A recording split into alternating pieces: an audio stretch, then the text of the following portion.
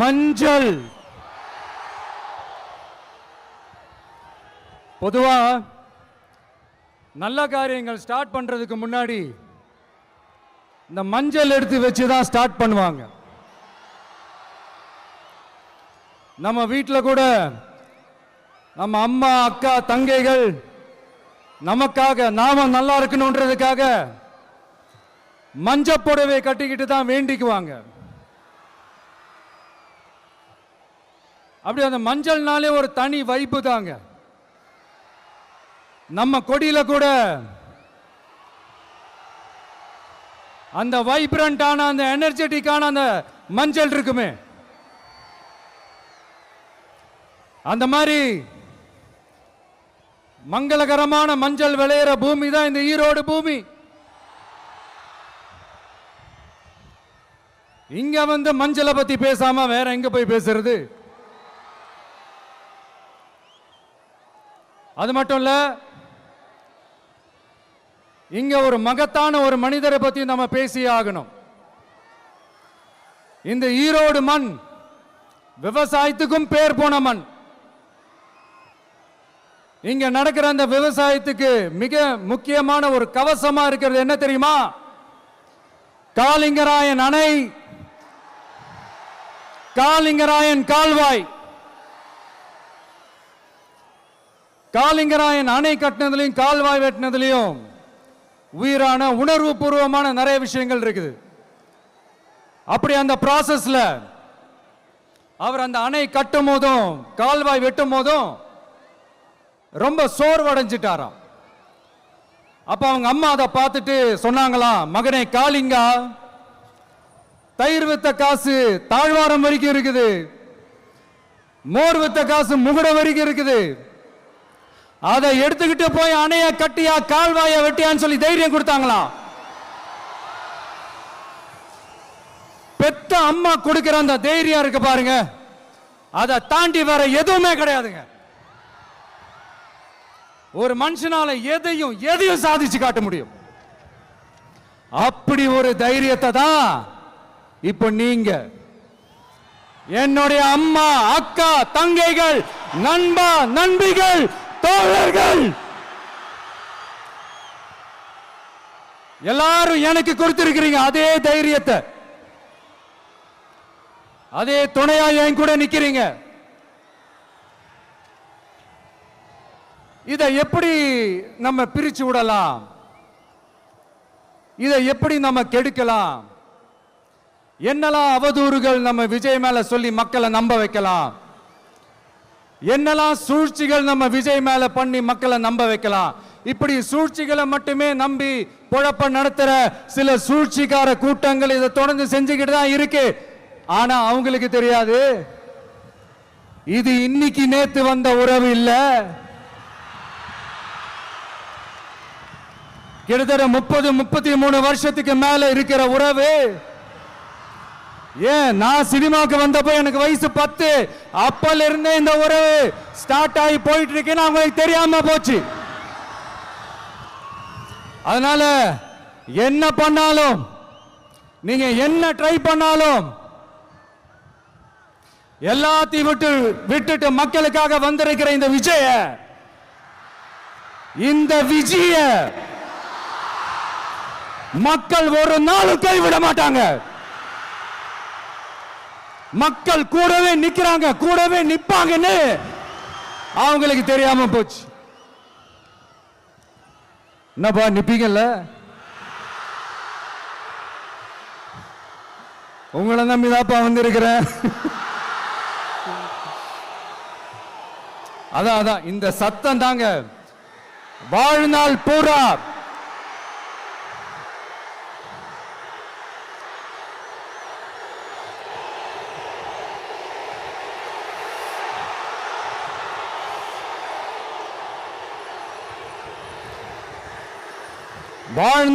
உங்களுக்கு நன்றியோடவே இருப்பேன். இப்போ நம்ம காளிங்கராயன் அவர்கள் அணையை கட்டுறதுக்காக பவானிக்கு போய் பார்க்கும்போது ஒரு இடத்துல ஒரு பாம்பு வந்து உட்கார்ந்துச்சான், படுத்துச்சான். அது படுத்த இடத்துல தான் அவர் அணையை கட்ட ஸ்டார்ட் பண்ணாராம். அப்புறம் அந்த பாம்பு வளைஞ்சி நெளிஞ்சி போற இடத்துலலாம் கால்வாயை வெட்டினார்னு சொல்லி சில வாய்மொழி கதைகள்லாம் சொன்னாங்க. தண்ணியை சேமிச்சு வச்சு குடிக்கிறதுக்கும் விவசாயத்துக்கும். தம்பி கீழே இறங்கு, தம்பி கீழே இறங்குப்பா, ப்ளீஸ் கீழே இறங்குப்பா.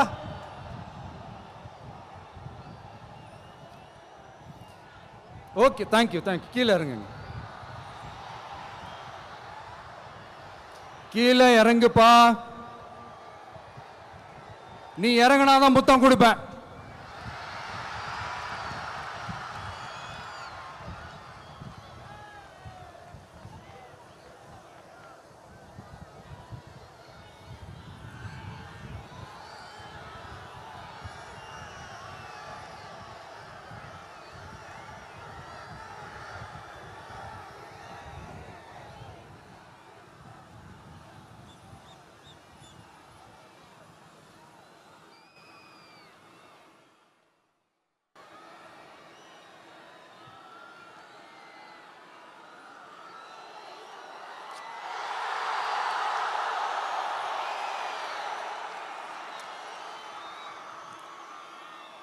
இப்படி தண்ணியை சேமிச்சு வச்சு குடிக்கிறதுக்கும் விவசாயத்துக்கும் வழி வகுக்கிறது எவ்வளவு பெரிய ஒரு நல்ல விஷயம். ஸோ இந்த மாதிரி நல்ல விஷயங்கள்லாம் செஞ்சிட்டு கதைகள் சொன்னா பரவாயில்ல, எதுவுமே செய்யாம கதைகளை மட்டும் அடிச்சு விடுறது எப்படி? அத்திக்கடவு அவிநாசி திட்டத்தை இன்னும் விரிவுபடுத்தினா அந்த 3 மாவட்டத்தில் இருக்கிற லட்சக்கணக்கான மக்களுக்கு எவ்வளவு பிரயோஜனமா இருக்கும். எத்தனையோ லட்சம் ஏக்கர் நிலங்கள்ல விவசாயம் நடத்தினா எவ்வளவு பிரயோஜனமா இருக்கும். ஏன் அதெல்லாம் பண்ண மாட்டேன்றீங்க? வள்ளுவர் கோட்டத்துக்கு காட்டுற அக்கறைய இங்க மக்கள் வாழ்வாதாரத்தில் கொஞ்சம் காட்டலாம்ல, ஏன் காட்ட மாட்டேன்றீங்க? இங்க என்ன கவர்மெண்ட் நடத்துறாங்களா இல்ல கண்காட்சி நடத்துறாங்களா? இந்த 21ஆம் நூற்றாண்டிலே மக்களை பத்தி எதுவுமே யோசிக்கிறது இல்ல. ஆனா அந்த காலத்திலேயே இது எல்லாத்தையும் பத்தி யோசிச்ச மக்களை பத்தி, குடிக்கிற தண்ணியை பத்தி, விவசாயத்தை பத்தி, அணை கட்டுறதை பத்தி, கால்வாய் வெட்டுறதை பத்தி, இதெல்லாம் எங்கிருந்து? பவானியிலிருந்து நொய்யலாறு வரைக்கும் கால்வாய் வெட்டி இது எல்லாத்தையும் பத்தி யோசிச்ச காளிங்கராயன் அவர்களுக்கு கோடி கும்பிடு போட்டாலும் பார்த்தாதுங்க. இப்படி அந்த காலத்தில் இருந்த ஒரு ஹீரோவை பத்தி பேசிட்டு இந்த காலத்தில், அதாவது 1920th செஞ்சுரியில் இருந்த ஒரு ஹீரோவையும் பத்தி நம்ம பேசி ஆகணும்ல. ஒருத்தர் இலகிய மனம் கொண்ட ஹீரோனா இன்னொருத்தர் இரும்பு மாதிரி அயன் மேன் தான். எஸ், நம்ம ஈரோடு கடப்பாறை தான்.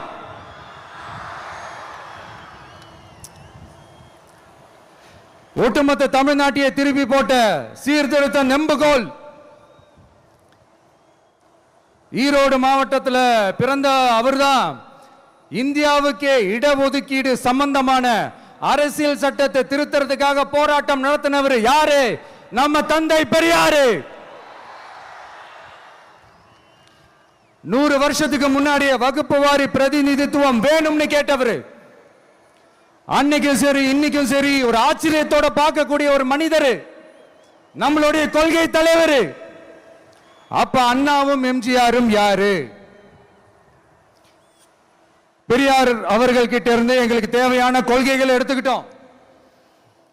அவரை ஃபாலோ பண்ற, அவரை வழிகாட்டி ஏத்துக்கிட்ட அண்ணா அவர்கள் கிட்ட இருந்தோம், எம்ஜிஆர் அவர்கள் கிட்ட இருந்தோம் தேர்தல் அணுகுமுறையை எடுத்துக்கிட்டோம்.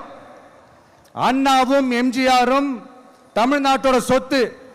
அவங்கள பயன்படுத்துறத பத்தி யாரும் இங்க கம்ப்ளைண்ட்லாம் பண்ண முடியாது. அண்ணா எங்களோடது, எம்ஜிஆர் எங்களோடது, நீங்களா எடுத்துக்க கூடாது அப்படிலாம் யாரும் இங்க அழுதுட்டு இருக்க முடியாது, சொல்லிவிட்டேன். அதனால நாங்க ஒரு வழியில அரசியல் செஞ்சுக்கிட்டு போயிட்டு இருக்கிறோம். உங்களுக்கு தான் டிவிக்கு ஒரு பொருட்டே இல்லைல்ல, அப்புறம் ஏன் கதறீங்க? அப்புறம் ஆளாளுக்கு அங்க போயிட்டு இங்க போயிட்டு புலம்பி தள்ளிக்கிட்டு இருக்கிறீங்க. இது எப்படி இருக்கு தெரியுமா?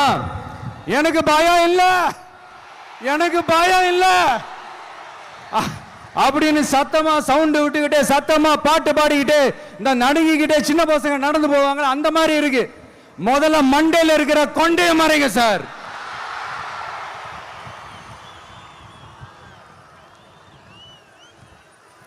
சும்மா மாறு வேஷத்துல மறு வச்சுக்கிட்டு மீடியா ஆளு ரேடியோ ஆளுன்னு இவங்க ஆளுங்களே மாத்தி மாத்தி அனுப்பிக்கிட்டு இதெல்லாம் என்ன மக்களுக்கு தெரியாதுன்னு நினைச்சிட்டு இருக்கீங்களா?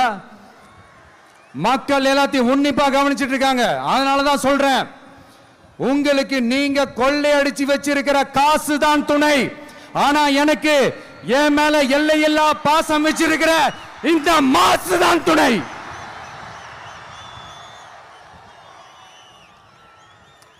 இப்படி நமக்கு துணையா இருக்கிற ஈரோடு மக்களுக்காக நான் இப்போ குரல் கொடுக்கலான்னு வந்திருக்கிறேன். சரி, இப்போ விஷயத்துக்கு வருவோம். பெரியார் அவர்கள் கிட்ட இருந்த அந்த செல்வாக்கையும் அந்த பதவிகளையும் அந்த பவரையும் வச்சுக்கிட்டு அவர் என்ன சொன்னார் தெரியுமா? இவ்வளவு செல்வாக்கு, இவ்வளவு பதவிகள், இவ்வளவு பவர் இருந்தோம் நான் ஒரு 5 பைசா காசு சம்பாதிச்சிருப்பேனா? எனக்கோ இல்லை என் குடும்பத்துக்கோ பட்டங்கள் வேணும் பதவி வேணும்னு ஏதாவது கேட்டிருப்பேனா? இல்லை ஏதாவது லாபம் பார்த்துருப்பேனா? இல்லை எதுக்காவது ஆசைப்பட்டிருப்பேனா? ஆனா அவர் பேரை சொல்லிக்கிட்டு அவருடைய கொள்கையை ஃபாலோ பண்றதா சொல்லிக்கிட்டு இப்ப ஆட்சியில இருக்கிறவங்க என்னெல்லாம் செய்யறாங்கன்னு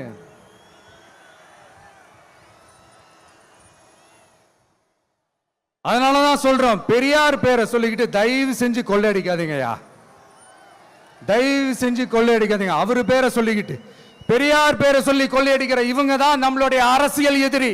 மக்களை நீங்க சொல்லுங்க, நம்மளுடைய அரசியல் எதிரி யாரு? நம்மளுடைய கொள்கை எதிரி யாரு? ரிப்பீட், நம்மளுடைய அரசியல் எதிரி யாரு? நம்மளுடைய கொள்கை எதிரி யாரு? உங்களுக்கு புரியுது இல்ல? எனக்கு அது போதும்யா, எனக்கு வேற எதுவுமே தேவையில்லை.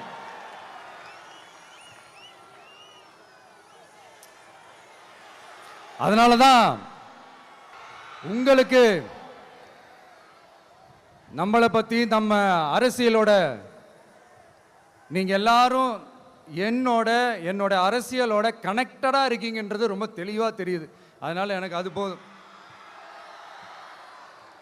அதனாலதான் எதிரிகள் யாருன்னு சொல்லிட்டு களத்துக்கு வந்திருக்கிறோம். அதனால அவங்கள மட்டும் தான் எதிர்ப்போம்.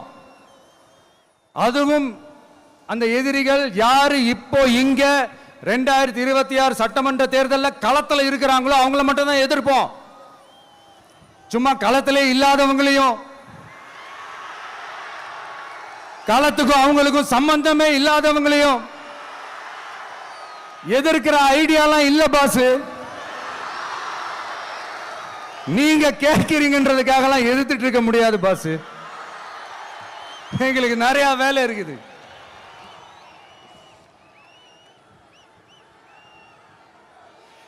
எத்தனை எத்தனை பொய்யான வாக்குறுதிகள்.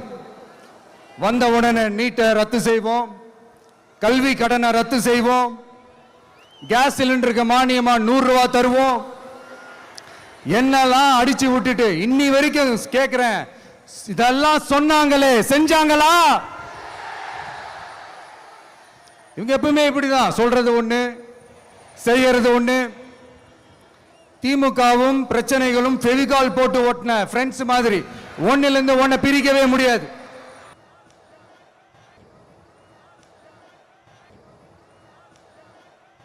பெரியார் பேரை மட்டும் சொல்லிக்கிட்டு எப்படி அவரோட கொள்கைகளுக்கு எதிராக செயல்படுறாங்களோ அப்படிதான் இந்த மஞ்சள் நகரத்தோட மஞ்சளுக்கும் ஒண்ணும் பண்ணல, மஞ்சள் விவசாயிகளுக்கும் ஒண்ணும் பண்ணல. ஆராய்ச்சி மையம் சிறப்பு மையம்னு கோடி கோடியா டெண்டர் விட்டாங்க, பேருக்கு கட்டிடத்தை கட்டினாங்க.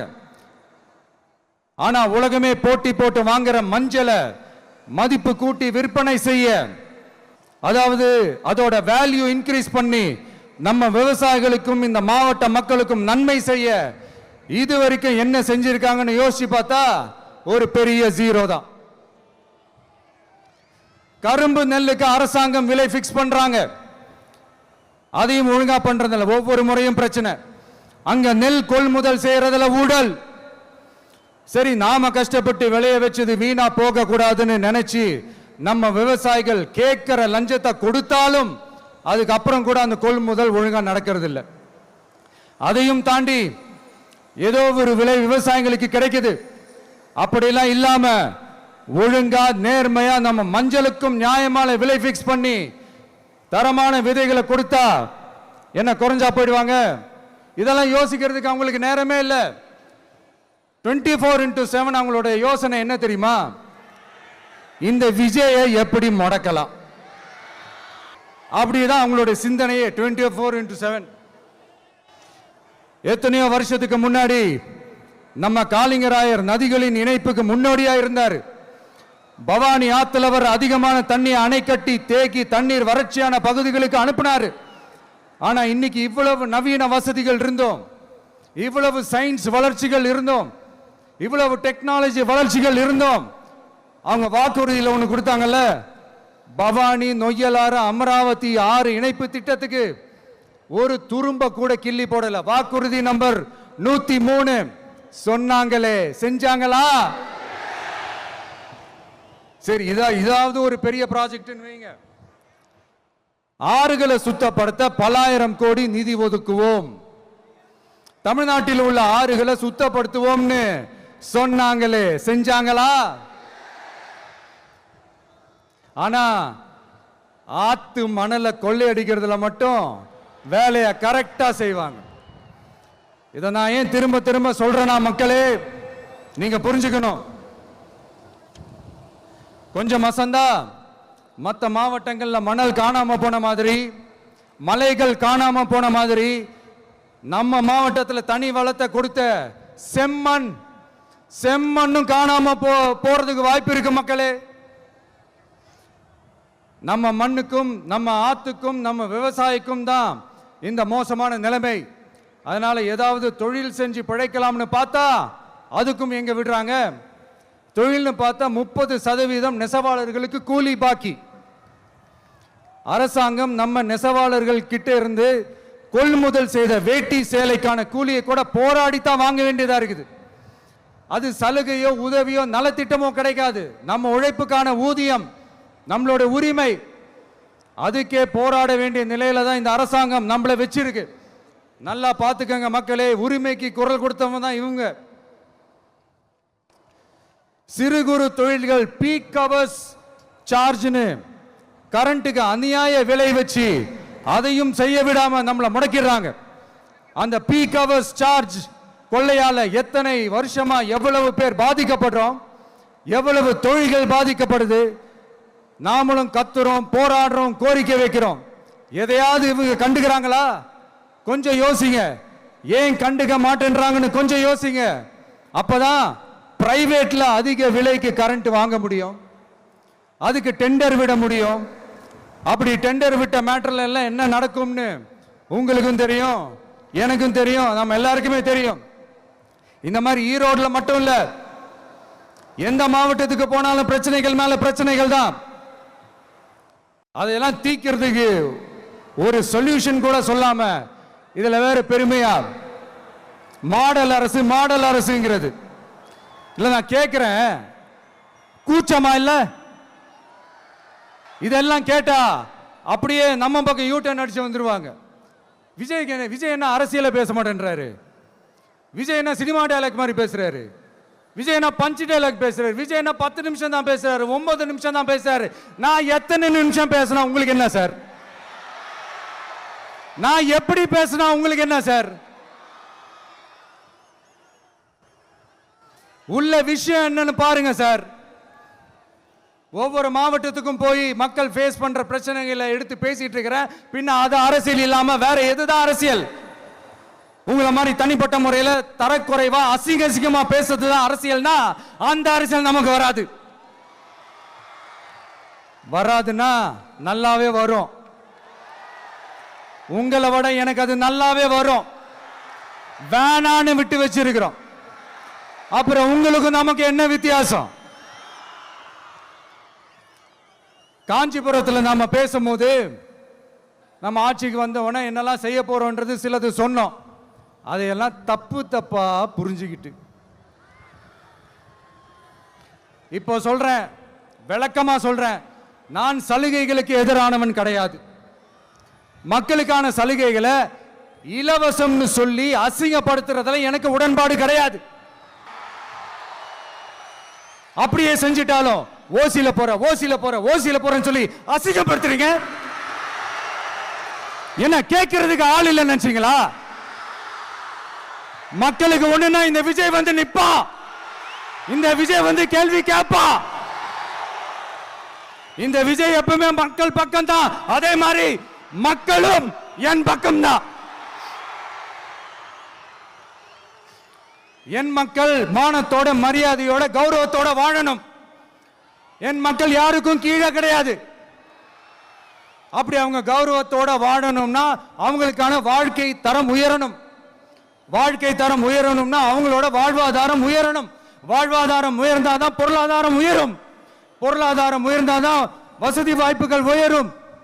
இதெல்லாம் உயர்ந்தாலே ஆட்டோமேட்டிக்கா அவங்களோட வாழ்க்கை தரம், அவங்களுக்கான மரியாதை, அவங்களுக்கான கௌரவம் எல்லாமே உயரும். இதுக்கான வழிகள், அந்த சூழல்களை அந்த கவர்மெண்ட் அமைச்சு கொடுக்கணும். இதுக்கான அந்த திட்டங்களை செயல்படுத்தணும். இதெல்லாம் செஞ்சாதான் அந்த அரசாங்கம் ஒரு நல்ல அரசாங்கம். இதைத்தான் சொன்னோம். உடனே சொன்னா மட்டும் போதுமா? எப்படி செயல்படுத்துவீங்க? நாங்க என்ன வாயிலேயே வடை சுடுறதுக்கு டிஎம்கேவா? டிவி கேடா?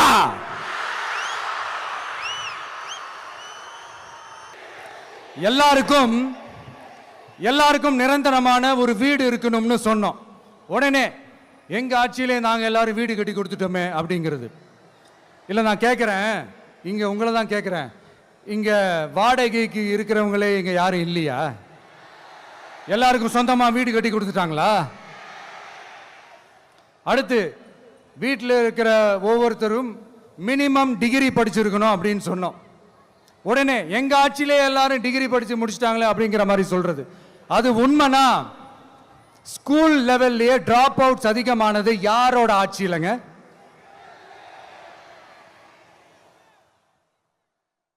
பசங்க பிள்ளைங்க யாரும் ஸ்கூல்ல சேரலன்னு சொல்லிட்டு எனக்கு தெரிஞ்சு 207 கவர்மெண்ட் ஸ்கூல்ஸ் மூடினது யாரோட ஆட்சியிலங்க?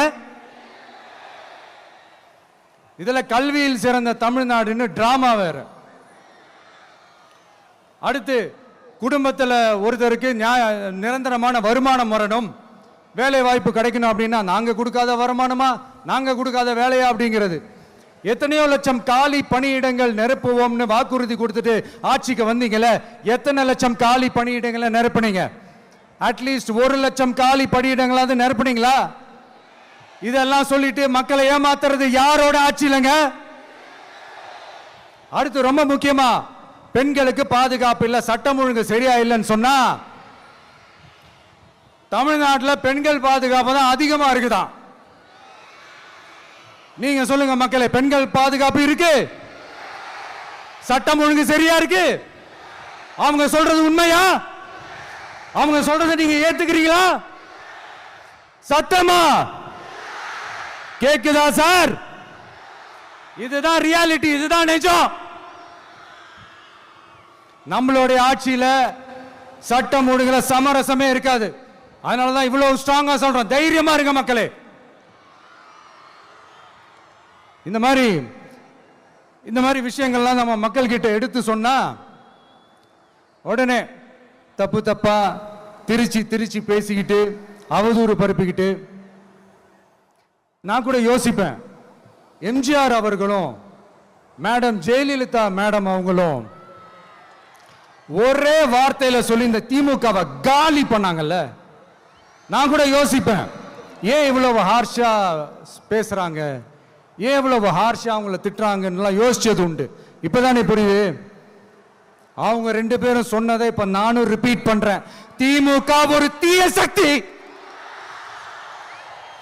திமுக ஒரு தீய சக்தி, திமுக ஒரு தீய சக்தி, திமுக ஒரு தீய சக்தி, தீய சக்தி, தீய சக்தி, தீய சக்தி.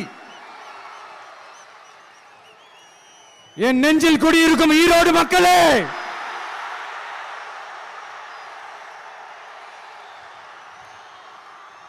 டிவிக்கே ஒரு தூய சக்தி. எப்படி டிவிகே ஒரு தூய சக்தி. தூய சக்தி டிவிகேவுக்கும் தீய சக்தி டிஎம்கேவுக்கும் தான் போட்டியே.